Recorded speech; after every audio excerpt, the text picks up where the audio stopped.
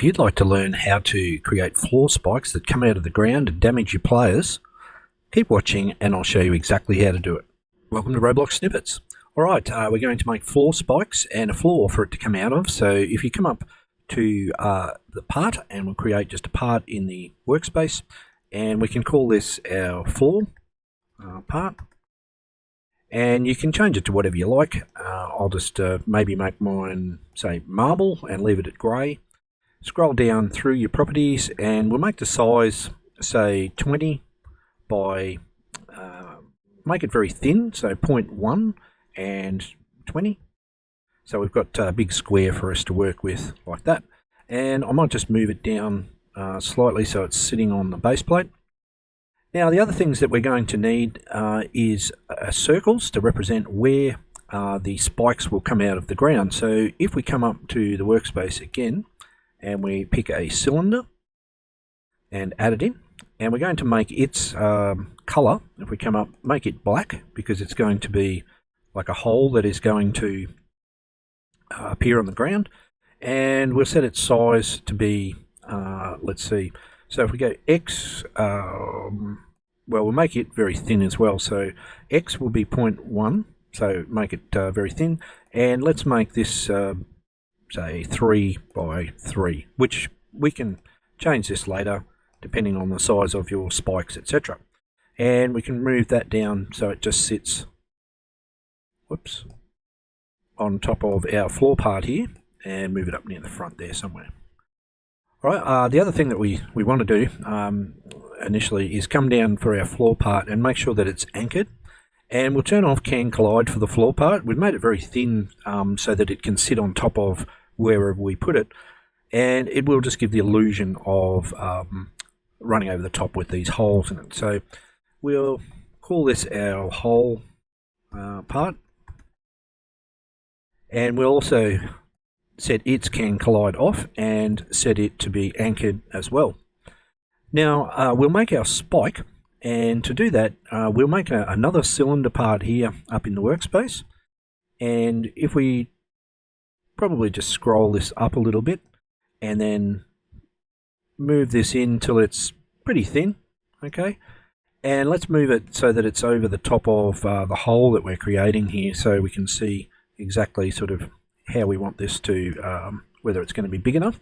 So that's probably long enough. Now for the top part, let's come up to workspace and we'll choose a corner wedge.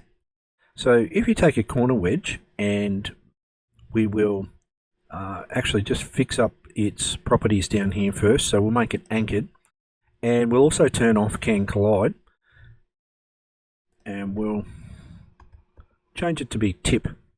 Alright, and we'll change the, I'll just call it stem, because we're going to union these together anyway into a spike.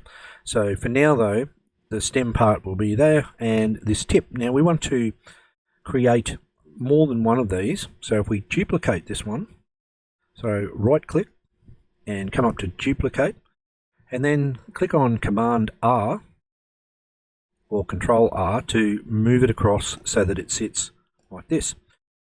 All right, and then we can take both of those tips and duplicate those.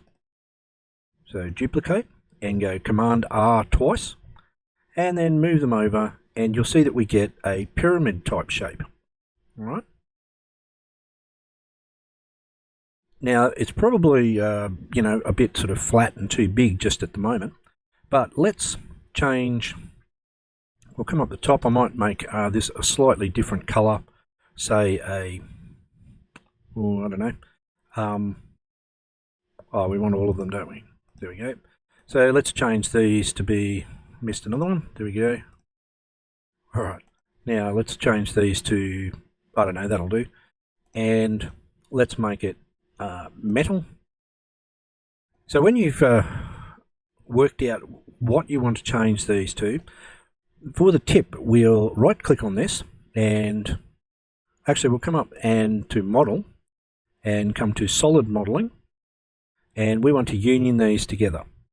So when you do that, it'll turn this into one union, which we can then call the tip. and move it up. And then we can scale this to be the right size that we want. So we can move this in and move this one in here until you get it sort of to be, I'm not going to play around with it too much, but you get the idea. And next we want to move this up onto the top of our stem. So take our, oops, I turned that into a negative part there. Move our tip up onto the top of our stem over here. So probably even a good way to do this might be to get the stem part and get its position. Alright, so come down into position and copy that and then put it into the tip. And now it's right in the middle, however it's halfway down. So all we have to do is move it directly up and it will be right in the middle. Alright. So at the moment it's pretty gigantic, our tip on here, so we can probably change its size. So if we come down to size, and we'll see it is we'll say 2.2, so let's change it to be 1, so shorter by 1, and we'll change this to 1 as well. Actually, yeah, we'll make this 1 and just see how it looks. Alright, and move this over. Oh, sorry, change that to 1. Well, it's getting closer to what we're after. Okay, and I'll just put this down there. Alright, so once again, that position, if I paste that in, because I hadn't changed it, and slide it up, we're sort of good to go. Right, now you can obviously play around with that a lot more than what I am here, but now what we want to do is take that tip and use Command or Control to select the stem, and then union these together, and we're going to call this our spike. And we're good to go. So that should now move up and down and shoot up through our floor part. Right, so we've got all the parts we need now to create what we're doing. So let's move on and do some coding. Alright, just before we start coding, we'll come over, we've got 3 parts, we've got floor, hole and spike. So I'd like you to click on one of them, hold down Control or Command, click on the others, so you have all 3 blue like this, right click and group it as a model. And we'll name this model our spike model. Whoops, mistyped that one. And that way we can move it around as one unit, and we can also copy and paste it later if we need to. Now inside of our spike model we've got 1 hole here at the moment. We're going to create a few more holes for our spikes to pop out of randomly. So if you want to take the part that we have here and right click and duplicate it and then slide it across, you can make as many as you like. I'll just make 3 or 4 here so we don't get bogged down with too many. So I don't know, I'll do 1 more, say 5. But you could space them out nicely if you like and make it all look good. So once you have all of your hole parts, select them all, so make sure they're all blue like this, and right click on this and we'll group this together as a model also, and we'll change its name to be all holes. Right, so that will keep our collection together for us to refer to in our script, and everything else should be good to go. Now, because this is just one little tile with 1 spike, you might want to have these all over your game. And for that reason, we're going to run everything from 1 script and make it a tagged script. So come down to Server Script Service, click on plus and add a script, and we will call this our spike script. So if you haven't used the collection service or a tag script before, they are incredibly powerful, because let's say I put this into our model up here and then I made 100 of these all over my game, and then later I decided, well, the spike isn't moving fast enough or whatever it is, I would need to open up 100 different scripts to make one change. Alright, however, if we do it this way, you open 1 script, make 1 change, and it applies it to 100 parts. That's why you should always use tag scripts if you have something repetitive like this going. So Inside of our script, we're going to need to get a hold of our collection service, is the item that we use to make this all happen. So up the top here, we'll say local CS for collection service equals game, and then a colon get service, inverted commas, and collection service, and drop down a line. Now we're going to collect or tag parts in this to work. So we'll say local, all right, tagged parts, and it's going to equal collection service, and then a colon and get tagged with a set of inverted commas, because we need to actually tag the things that we want to use. And in our case, it's going to be the spike. All right, so over here, the spike is the thing that we want to have control of. So come back into Workspace View, and then up the top to Plugins, and you should find the Tag Window plugin. So left click on it and open it up, and you'll see something like this appear. And where it says Add New Tag, all right, type in here spikes and hit Enter. Now pay attention, if you used a capital S like me, or a little s, it has to be the exact spelling here that we put into the code, so make sure you pay attention. What you need to do is come over into our Explorer window and click on the spike, which is, and if you had more than these, you would need to click on all of them at once. But if you do it this way and then duplicate the entire model later, then they'll already be tagged, okay? So click on the spike, and then in the checkbox next to spikes, click in there. When you see a blue tick like this, you can then close this window, remembering what this is. So in our script, we'll now come inside our inverted commas and put spikes, and it will collect any part named or tagged spikes. Okay. Now just below this, we'll create a loop. So we'll say for and then underscore, all right, which means however many there are, all right, and we'll say TP, which represents each tagged part inside of this table, in pairs for the tagged parts, and outside do. And now we go about writing our script as we would normally for this, only inside of this for loop. And the first thing that we really want to do is get a hold of the holes for each of the models. So remember that the model, or at the moment, this TP is only referring to the spike. So we need to make sure we keep that in our mind, that TP is the spike, not the model itself. But we'll create a variable here, local all holes, all right, for this model will equal TP, all right, so that's the spike dot parent dot all holes. So we've come from the spike up to the parent, which is the model, and then back down to here. And now we're going to collect all of these in here by using get children. And we have a table to work with for us to grab one of these holes to make use of. Now we'll create another variable here called db, which is short for debounce, and that will help control our script in how often things run. And now we'll create a touched event for each spike. So in this case, TP, which is our spike, dot touched. All right, now you won't get any helper text here because TP doesn't actually exist yet till the code runs. So type it in carefully, connect,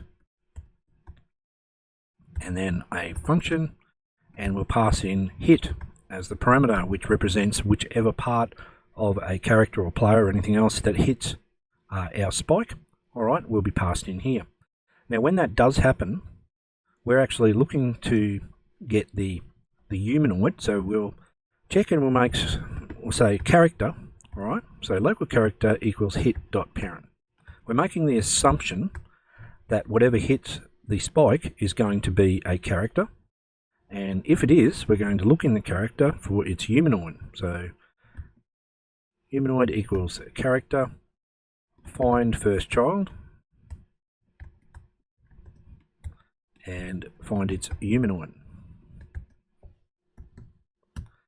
So if we have a humanoid, so if humanoid and db, which is the up here. Remember, we set this up the top. All right, if that is true, then we can run the code inside. So the first thing we want to do is set db to false, and then just below here a little bit, we'll say task.wait of say a second, and we'll set db back to true. So this will allow this to run every second, and you can change that to be whatever timing you would like.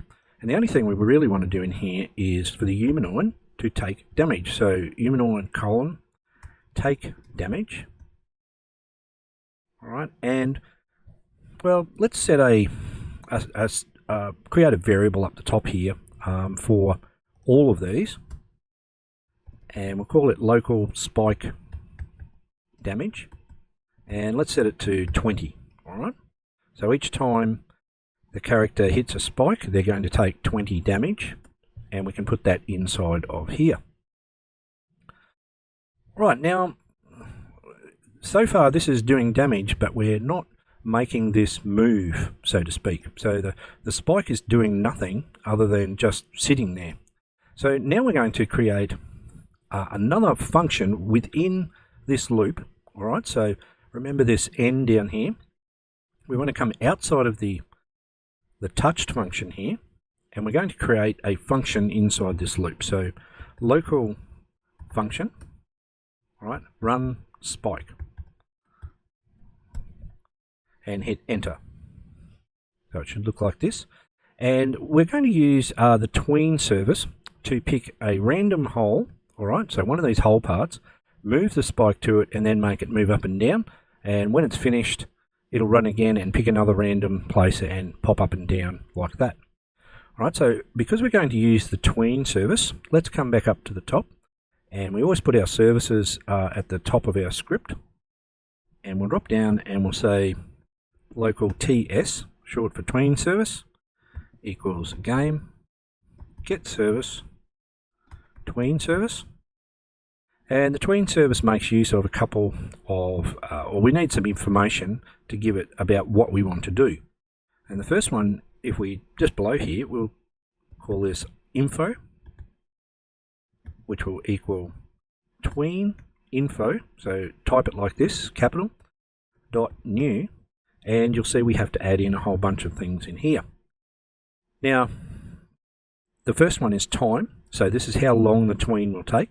So we'll make it half a second, and then I'll add a comma and drop down a line.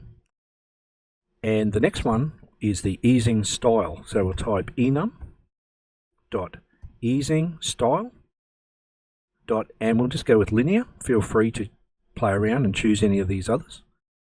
Add a comma at the end and hit enter.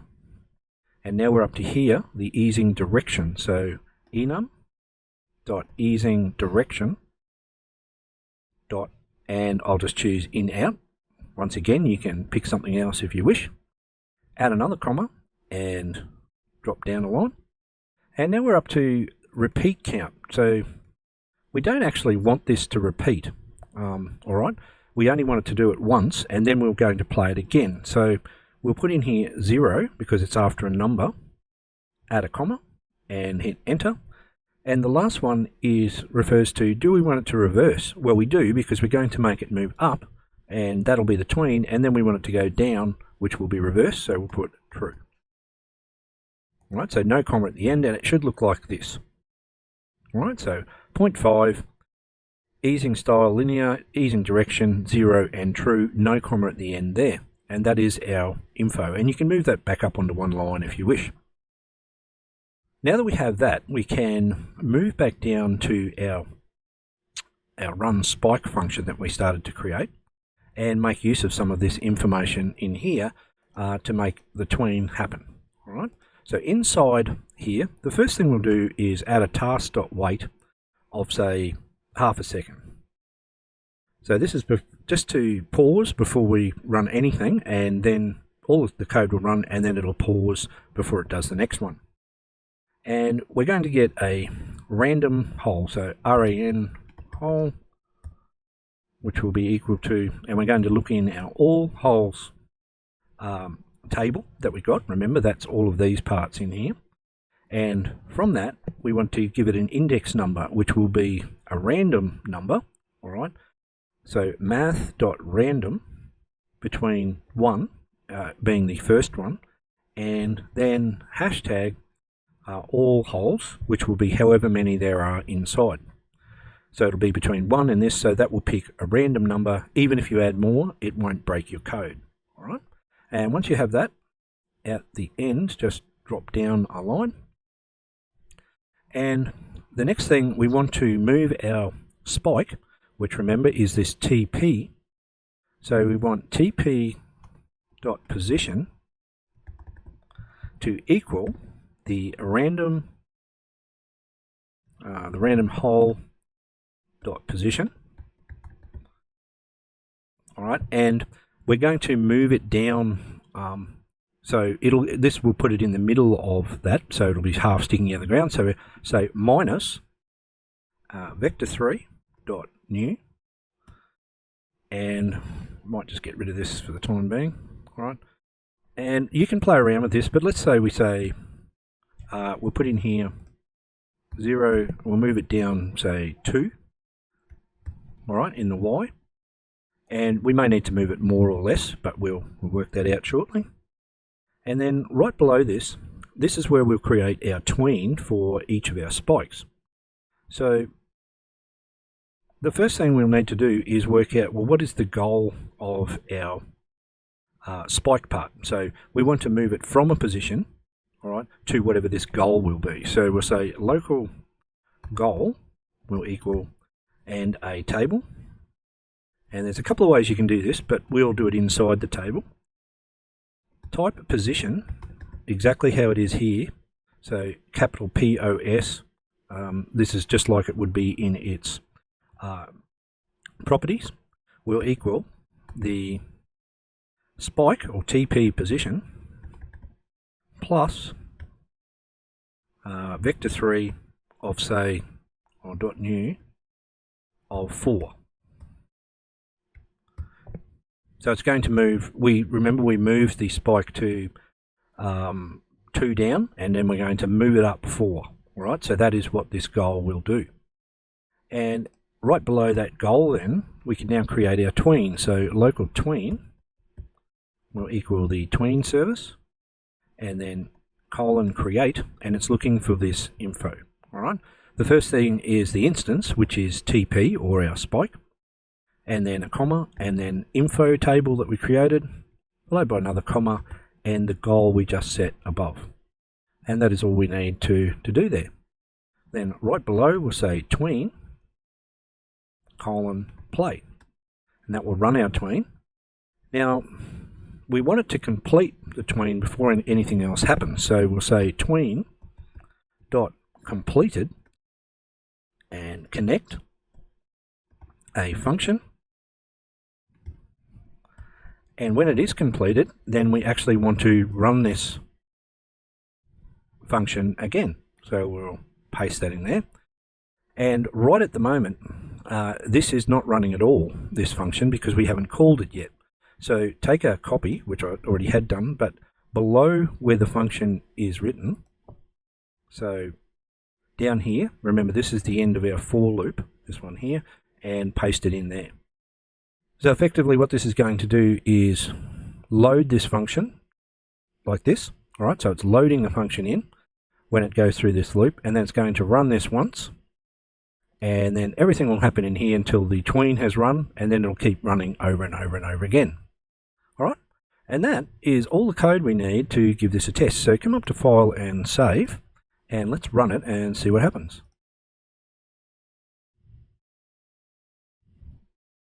Right, if all went to plan, you should see what I'm seeing here. Now, we'll just have a quick look at it. You'll see that the spike is sort of going down. It's not going down completely under the ground, and then it's sort of moving over. We really want it to be hidden. And as I said, you can make adjustments to this. So if you stop the game, and we'll come into here, and the thing that you want to change was this 2 over here. So let's say we move it down 3. All right, so we're going to move it down 1 more stud. And if I run that again, then hopefully we should see that it's almost. See how the tip is just, coming down, so you could move it down even a little bit more if you like. All right, but that is all working, and now we'll just try and get hit. There we go. You'll see that I did get hit by the spike. All right. And in actual fact, you may want the spike to stay out so that if the player runs over it, even if it's out a little bit, that they're still going to get damaged. But look, I hope you find that useful. And as I pointed out at the beginning of the video, just to show you why our tag script is indeed very useful, if we come up to our spike model now and right click on it and duplicate it and move it over here and maybe duplicate it again. Alright, so you could do this over and over and over and over. Alright, so we've got 3 and I'll change nothing, and now if I just run this, then you should see that all of them are running independently off that one script. So look, I hope you enjoyed that and you get some use out of it, and I will be adding this into my main game Obby, where I'm adding all of my obstacles in. So if you want to keep an eye on that, then I look forward to seeing you there. Okay, bye for now. If you found this video useful, subscribe now. For more information about my online courses, go to mrbrendanross.com.